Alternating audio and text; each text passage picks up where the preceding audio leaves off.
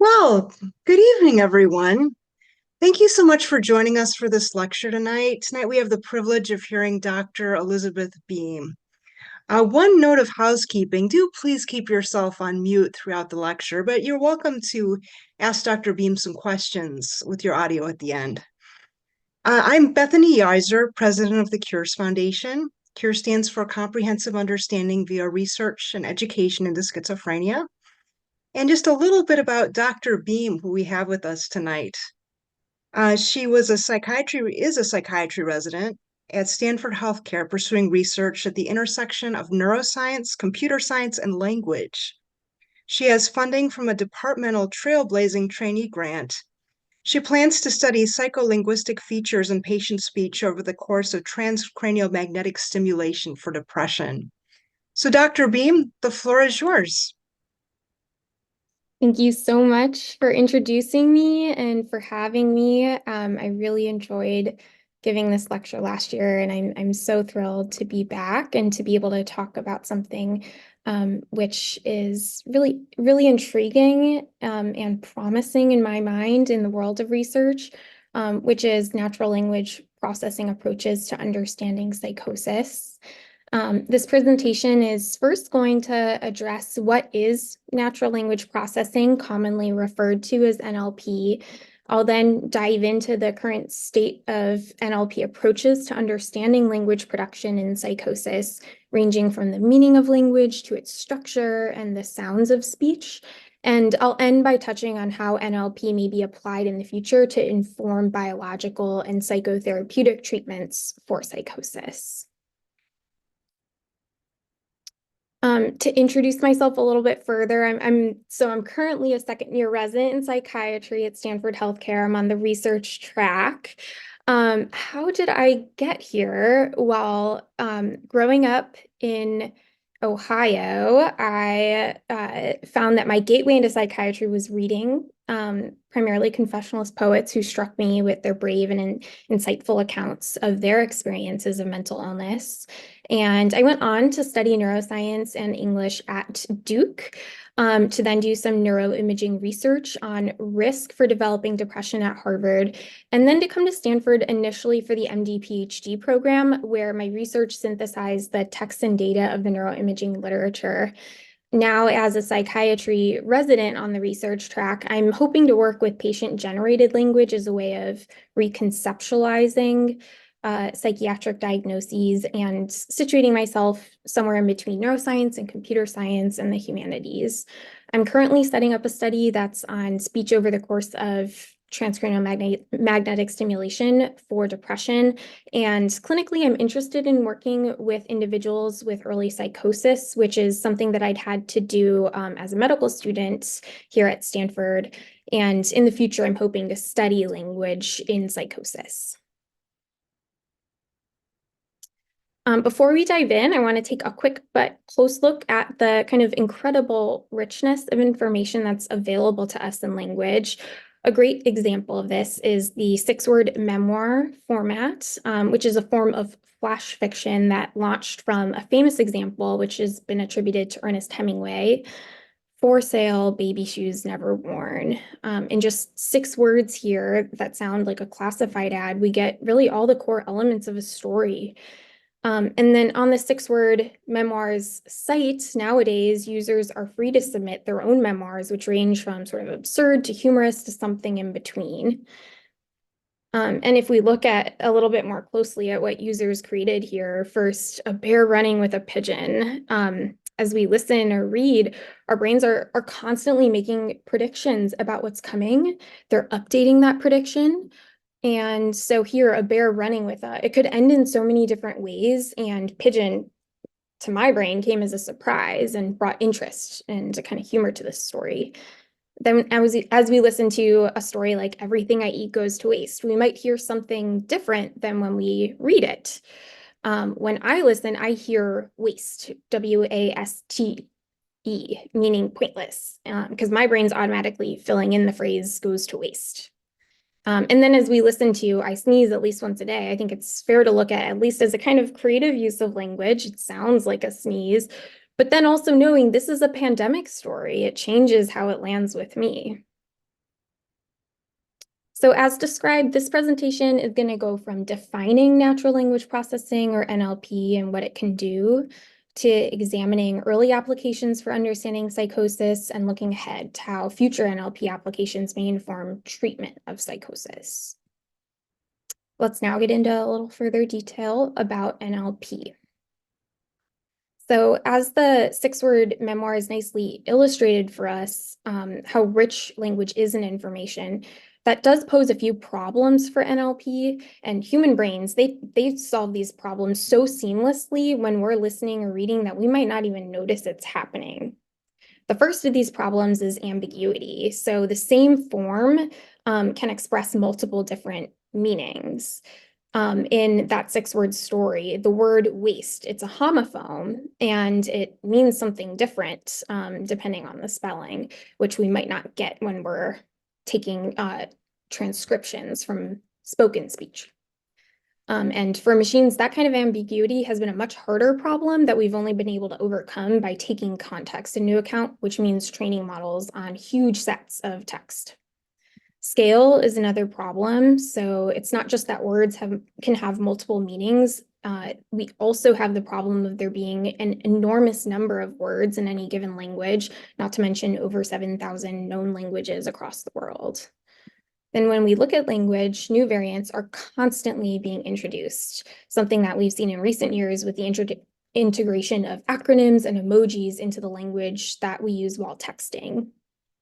And then it may seem paradoxical, but with the problems of scale and variation, we get a related problem of sparsity, where the more words there are, the more instances of rare words that we end up with, which can be really challenging for machines to deal with. And then finally, creativity happens in language because it can be used in so many different ways to express any given meaning. So that's expressivity. And together with ambiguity, it can make it really challenging for machines to learn relationships between language inputs and outputs because they just aren't one-to-one relationships. So what exactly is natural language processing, or NLP, and how can it possibly be equipped to solve these hard problems? Well, natural language processing is a computational way to represent, manipulate, understand, and even generate language. And here, language classically refers to text, but it can include and increasingly includes speech. And the computational approaches here can range from anything from basic data processing to statistics, machine learning models, and artificial intelligence. Now let's take a look at thus far, what has NLP been able to accomplish? A major focus of early as well as recent NLP research has been developing ways to represent words with numbers that reflect their meanings. Those are embeddings. An embedding is basically a list of numbers that represents a word. And an example of this was Word2Vec that was released by Google in 2013. And it uses relatively shallow form of deep learning that's trained across big sets of texts to create embeddings that use a word to predict its surrounding words. And then over the 5 years that followed, other models came out, including a popular one called BERT from Google, that have been able to make great leaps in outperforming Word2Vec by taking into account even more context with even deeper learning models. NLP can also manipulate language and has accomplished translation between languages to the point that in everyday use, we have applications like Google Translate.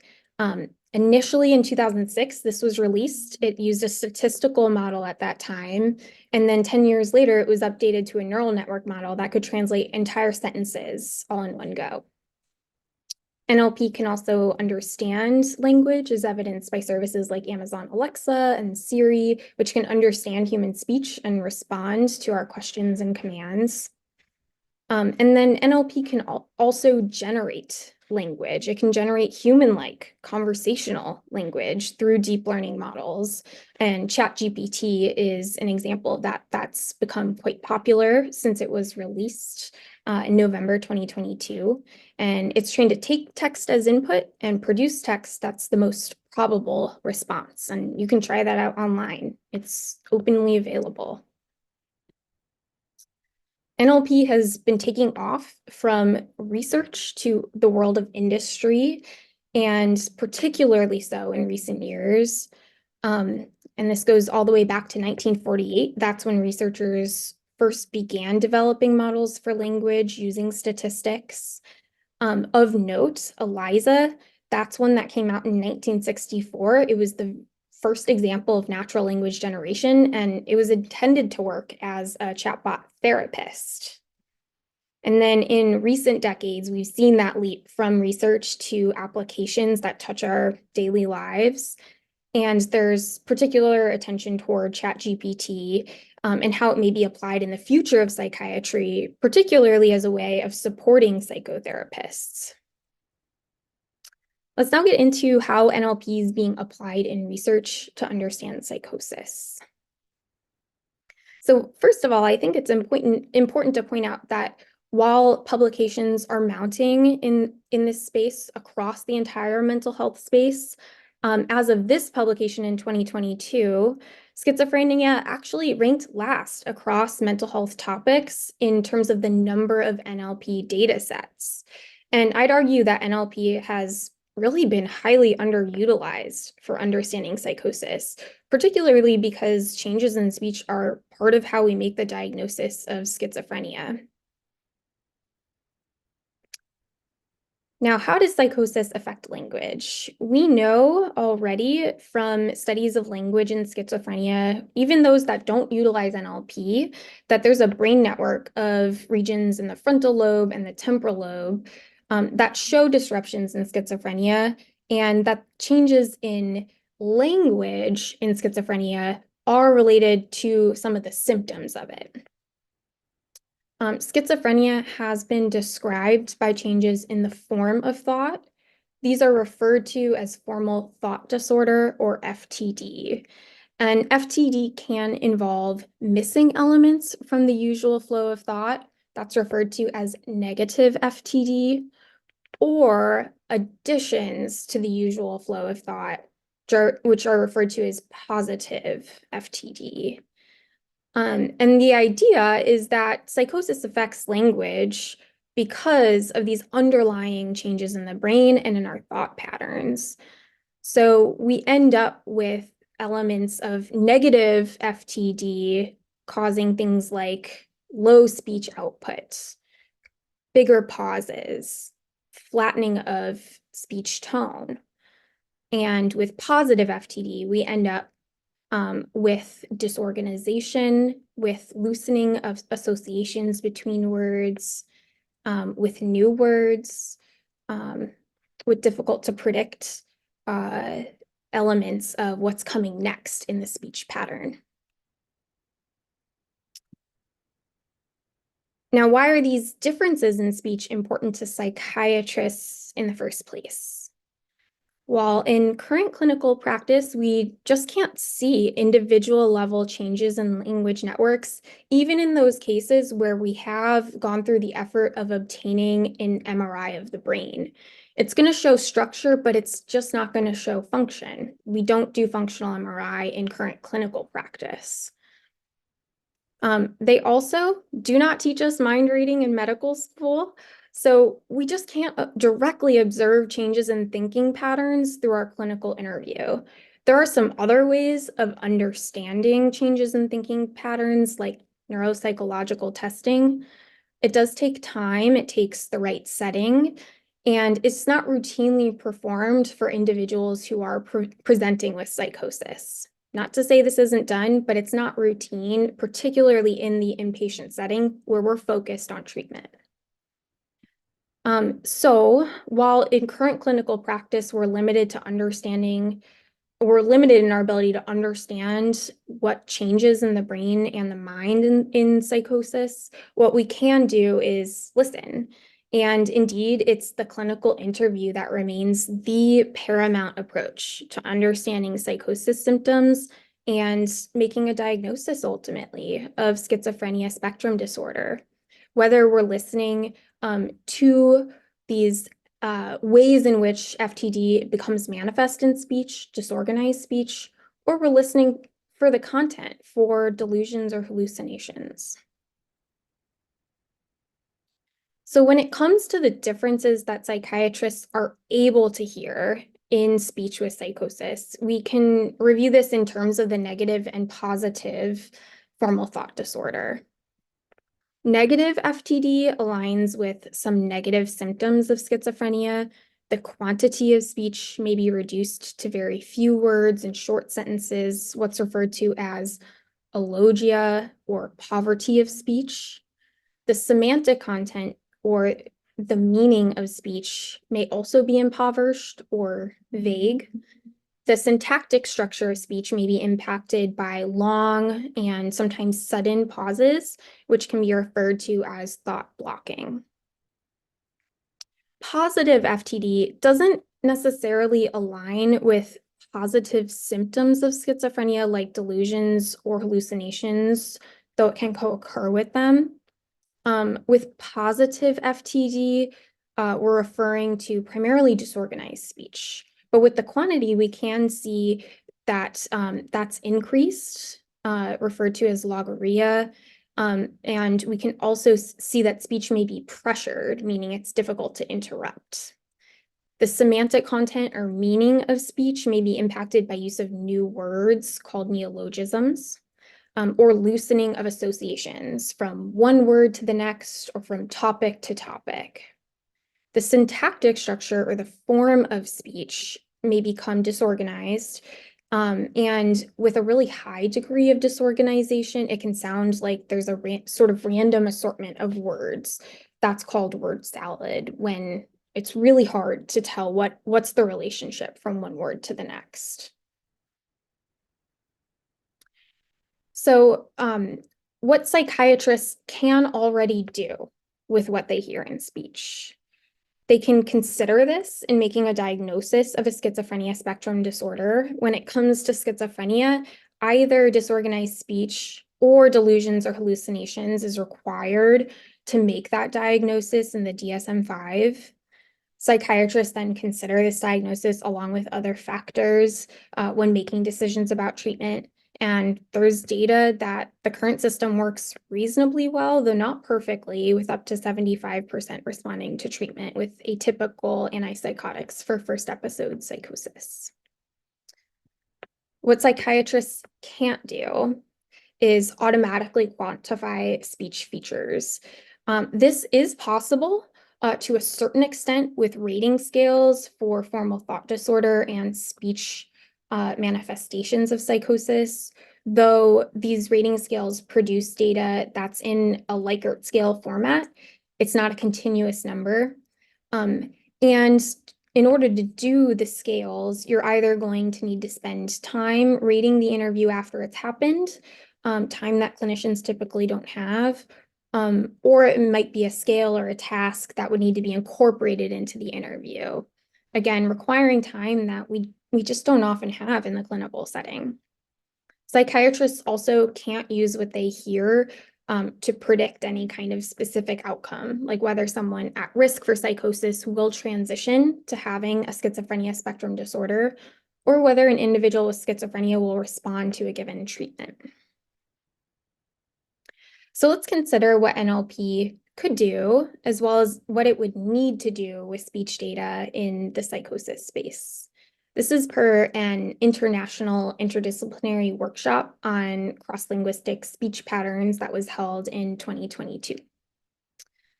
So what NLP could do is provide those kinds of precise quantitative markers for speech features, and it could do that automatically based on recordings of speech that are transcribed without the need for standardized rating scales. And for features like acoustic properties, which may be hard even for the trained ear to hear.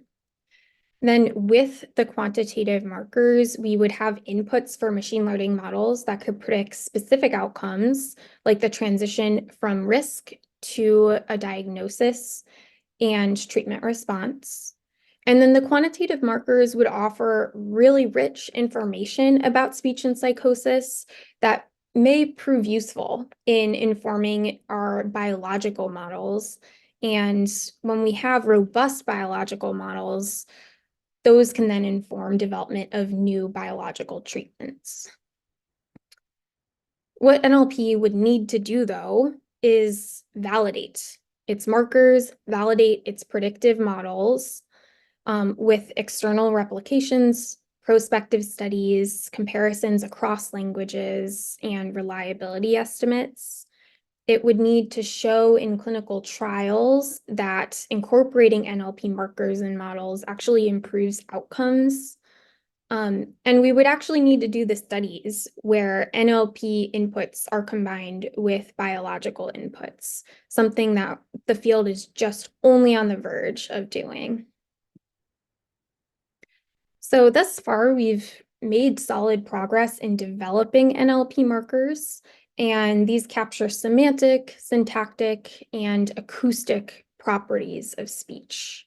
Semantic referring to the meaning of speech, syntactic referring to the form, the structure of speech, and acoustic referring to the sounds of speech. And these are markers that we're going to go into further detail understanding. So don't worry about all the new jargon lingo on this slide. We're going to define these terms as we go along. First of all, looking at semantics, we need to understand what are word embeddings. Word embeddings use the context that words appear in to capture their meaning, which then gets represented in numbers. And here we can see that words which appeared close together in this segment of text ultimately get represented with more similar numbers, which are closer together in this embedding space. And then we can use that to understand how a measure called semantic coherence is calculated. So coherence roughly corresponds to sort of that loosening of associations that can happen in positive FTD. This study by Elvevig created a measure of semantic coherence based on the similarity of word embeddings that was derived from something called latent semantic analysis, where words get similar embeddings if they appear in similar contexts over the course of a large set of texts. In this case, there were about 38,000 text samples that were intended to represent the general reading material of the average person in the US. And participants in this study used to generate this measure. It included 25 controls, 26 participants with a diagnosis of schizophrenia, and they were asked to do a number of tasks to produce speech, like list as many animals as they could in a minute, or respond to prompts like tell me the story of Cinderella. So in the example on this slide, a phrase like our memoir, a bear running with a cub, would have higher coherence than a phrase like a bear running with a pigeon, because bear and cub embeddings have more similar numbers than when we compare the bear and pigeon embeddings. So we can use this coherence measure to look at things features of psychosis and to make predictions. And Betty et al. Extracted coherence from speech to try and predict among participants at risk for psychosis who would transition to ultimately having a diagnosis of a schizophrenia spectrum disorder. They studied language over the course of hour-long open-ended interviews with individuals who were at high risk. They processed all this language data first by transcribing the speech, then splitting it up into sentences, and then creating those word embeddings, which are represented here with little arrow symbols for the numerical vectors. And then they extracted measures of coherence, which were based on the word embedding similarities. They then fed these coherence features along with other language features into a classifier for predicting which of their 34 participants would transition to having a schizophrenia spectrum disorder diagnosis. And it was a really small number of participants who did transition. It was just 5 of the 34 participants after 2.5 years who were diagnosed with schizophrenia or schizoaffective disorder. But their model was able to predict all those 5, and it didn't incorrectly predict others at risk would end up having the diagnosis. So an important limitation to this study is that it was overall a very small sample size, but it's promising that the model was able to have really quite good classification performance. And we had touched on how important validation is going to be going forward. Elements of this coherence measure are validated. So these are studies that are finding that it's, some elements of coherence that are valid by certain measures of validity. Parola et al. Looked at second and first order coherence. First order coherence meaning similarity between consecutive phrases. Second order coherence meaning similarity between phrases that are separated by another phrase in the middle. And what they found was that only the second order coherence generalized across different language samples. Coherence can notably be measured on smaller or larger chunks of text if we look at similarities between words that are closer or more or farther apart from each other. We can also use different embedding models. There's not just latent semantic analysis, there's also word2vec, which we had touched on, another one called GLOVE that was developed by researchers at Stanford. And in a study by Just et al., they found that these different measures of coherence, local or global, using GLOVE or word2vec, they were highly similar to one another, and all of them were related to negative symptoms of schizophrenia. But when it came to relationships with other symptoms of schizophrenia, the different measures of coherence had different relationships. So now let's get into features capturing the syntax or form of language. And for this part, we need to understand what parts of speech tagging means. And we can start with our familiar 6-word memoir turned into a full sentence. A bear ran with a pigeon, which flew away. So of note, bear here can be either a noun or a verb. It's a homonym. It's an ambiguous word. And so we need to give our computational parts of speech tagger some context in order to be able to label this word correctly as either a noun or a verb. And fortunately, this is a problem that NLP has solved with tools that are pretty accurate. NLTK is a publicly available software library that has a tool that was trained on large texts to have the kind of context we were talking about, and that can assign labels with accuracy over 90% across different text samples. Another thing to note in our example sentence is the word which. It's one that we might not linger on when we're listening, but it is of particular importance in the psychosis literature. The part of speech is a determiner, which is a word that clarifies the noun that comes after it, noun or verb. And use of these words reflects more complex syntactic structure in sentences, and syntactic complexity turns out to be something that's been shown to differ in psychosis. So our full sentence, a bear ran with a pigeon which flew away, can be said to have higher syntactic complexity than a bear ran with a pigeon, because it contains a determiner, which, and it's also a longer sentence. And then here, this goes back to Betty's study, looking at those 34 participants who were at high risk for developing a diagnosis of a psychotic disorder. And we can see that in addition to looking at semantic coherence, they also looked at use of determiners. And the 5 participants who transitioned to psychosis are in red, and they were low in their determiner use normalized by the length of phrases. They also tended to speak in shorter phrases. The max phrase length was shorter. And then just going back to those classifier results, parts of speech tagging was among the features that was included in this model that was able to accurately predict the 5 participants who transitioned to having a psychotic disorder. Now, another way of looking at the syntax of speech is something called speech graphing. And here we can see that a phrase like I think, therefore I am can be graphed with arrows, which point from a given word to the next word occurring in the phrase.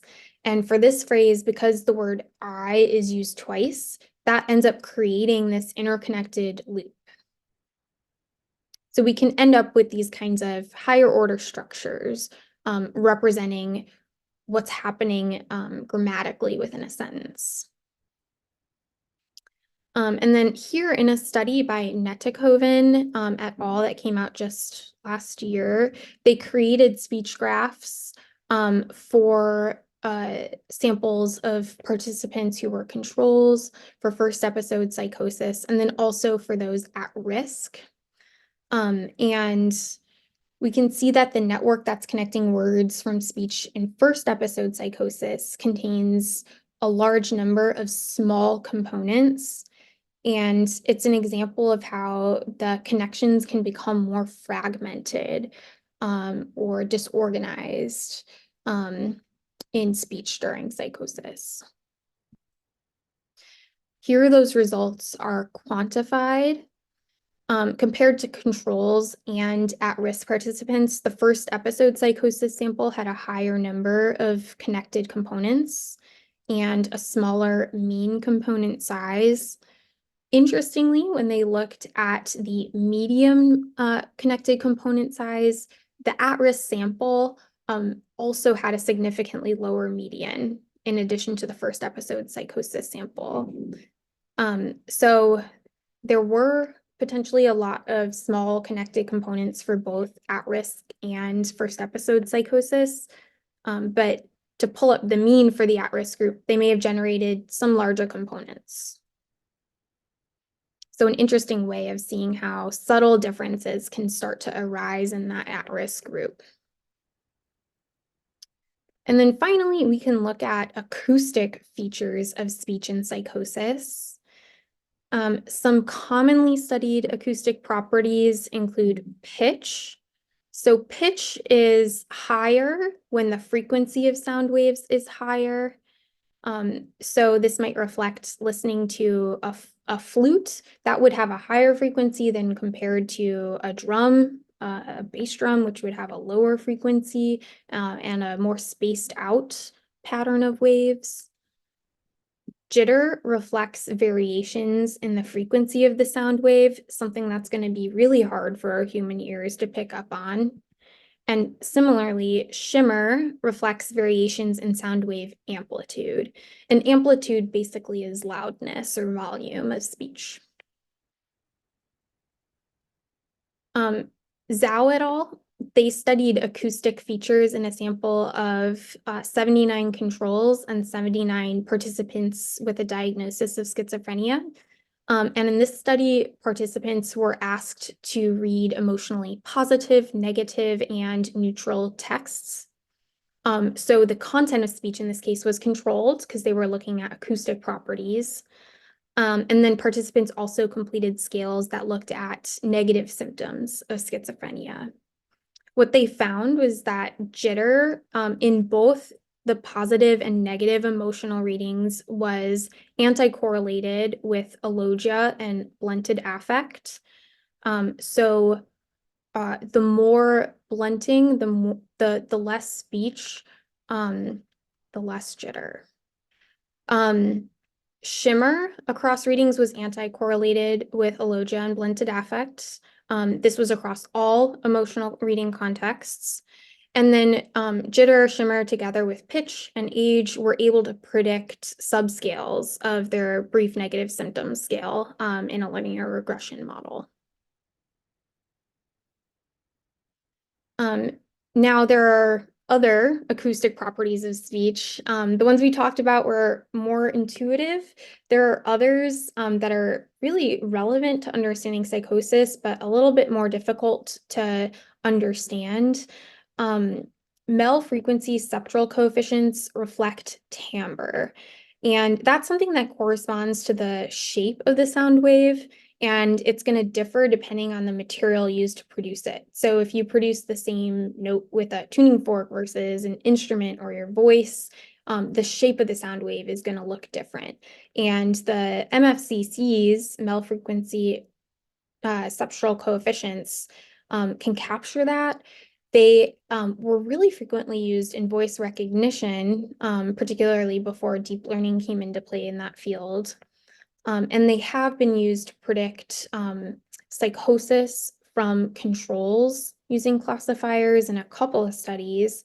And MFCCs have also been used to predict who will transition to psychosis from at risk. And then important to note that in addition to the semantic, syntactic, and acoustic features that we reviewed here, there are plenty more speech features out there.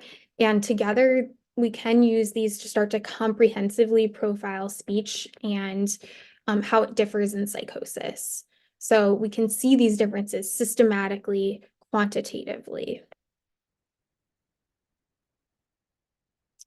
And then finally, we can take just a quick peek into the future of NLP for psychosis, and how NLP may begin to be applied in treating schizophrenia spectrum disorders.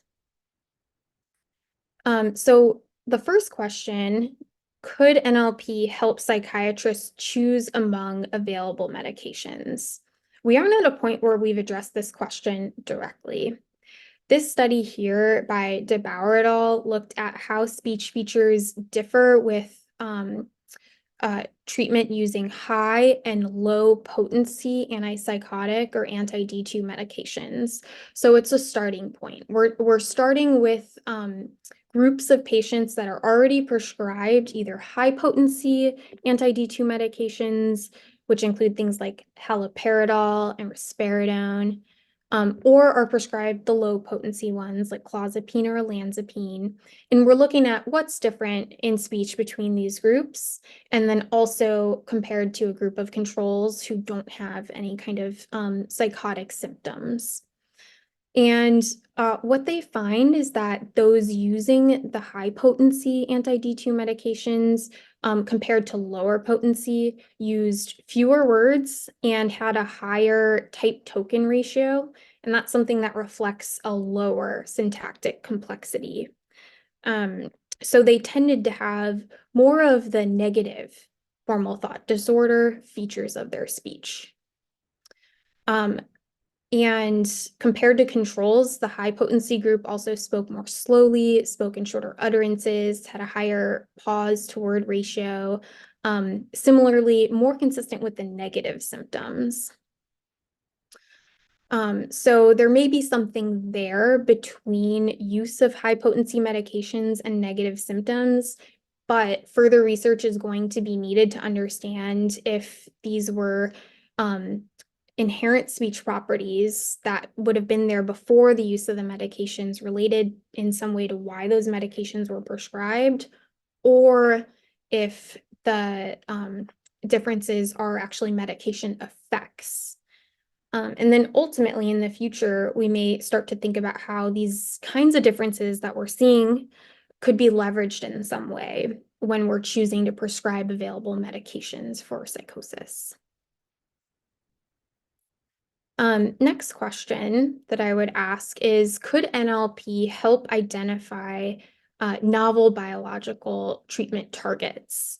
At this point, there is neuroimaging research on language and psychosis, but it's not necessarily incorporating NLP. And so we don't really know what's the relationship between NLP markers of psychosis and biometrics like brain structure, network connectivity, or task activation patterns.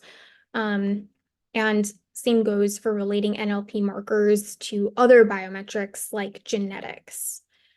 There have been a few fMRI studies of language and psychosis, like I mentioned.